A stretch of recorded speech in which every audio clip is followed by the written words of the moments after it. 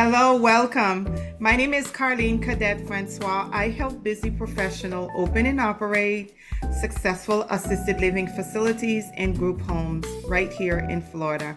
Today we're going to cover the fire safety inspection, what to expect, and how you can prepare yourself for a successful inspection.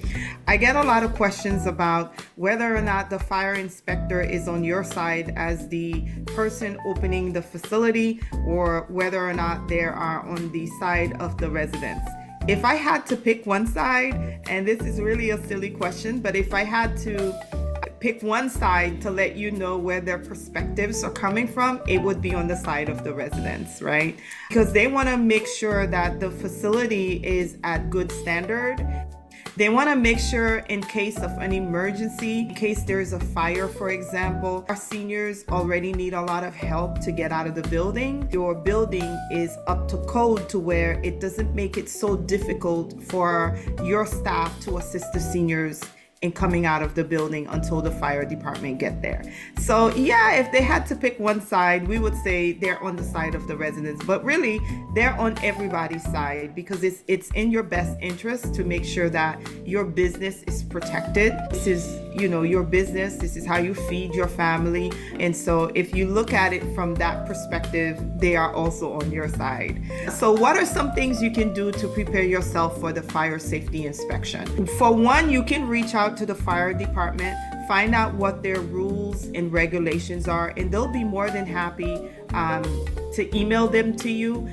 Go over those requirements. A lot of the language you may not understand. As you know, there are industry specific language. If you don't understand them, don't feel bad. It's just what it is, right? Just reach out to us and we'll be more than happy to help you.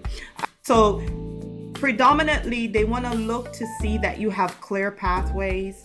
They want to make sure that you have fire extinguishers that are properly inspected by the proper authorities, as well as your signs, your exit signs. They want to make sure that you have your policies, your procedures in place. In fact, they're going to review your fire safety plan to make sure that the plan is up to code and up to par with the standards of what they are looking for.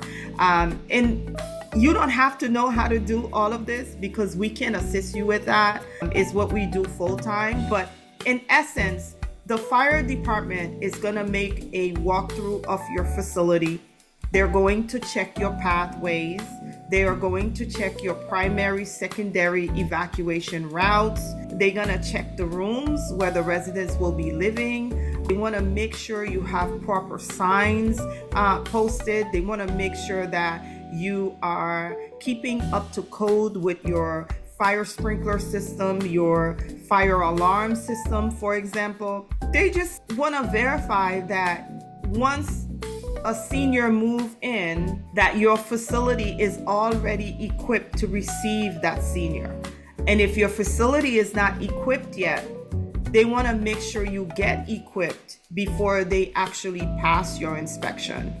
They are not your enemies. As a matter of fact, they are a good resource to you. They'll be more than happy to train you. They'll be more than happy to give you tips and resources that can assist to make a good home, a safe home for our seniors. Because at the end of the day, those firefighters, they are public servant, right? And we're all on the same team to serve people.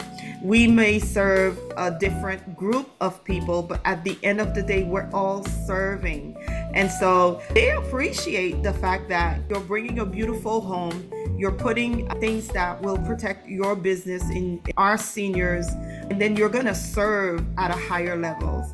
I've even had firefighters ask me to move their families into my assisted living because when they walk in, and that's another one, they will tell you stories as well. So oftentimes you can ask them for advice. They'll tell you, avoid this. I've seen people do X, Y, Z. It is in your best interest not to do that. in the stories that they will share. So look at it as an opportunity, not only for them to do your inspections and for you to do what's required to pass the inspection, but look at them as a networking partner as well, because they can provide you with a wealth of resources. So at the end of the day, they are gonna do their jobs. And if you don't have those things in place, they won't pass you. But they're not trying to hurt your business. They're just doing their jobs, right? So we help with all of that. We help you with finding out what needs to be done. I do have a course on this. And we offer a licensing mentorship program. You can apply if you want to open your assisted living and you're like, oh my God, this is so much. It's a lot to remember. We break it step by steps in bite sizes because it could be overwhelmed because the process is so much that you have to be done. But with the right mentorship, with the right strategy, where we're not doing everything at once, we're breaking things down in phases and letting you know exactly what you need to do, what you need to post for each and every inspection makes the process a lot easier for you, because a lot of us are very busy, right? And you know, even if you weren't busy, you just don't know.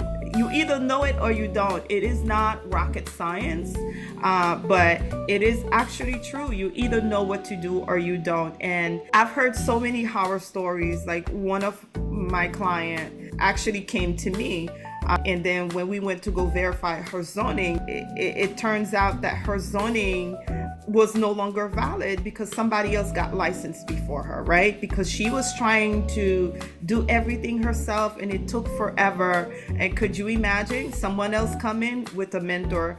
They get licensed before you. I mean, it's fair game, right? So it's a lot to say, get help. I mean, it doesn't have to be me. Find a mentor that you vibe with, that have done the thing that they say they have done, and can help you and can assist you in opening your assisted living.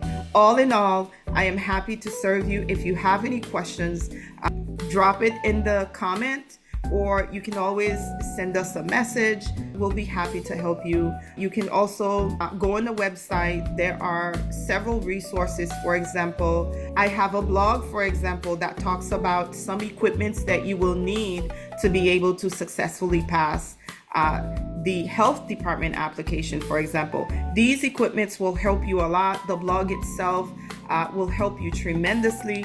My goal is to serve you, and you know, when I got into the business, information was just so tight-lipped, right?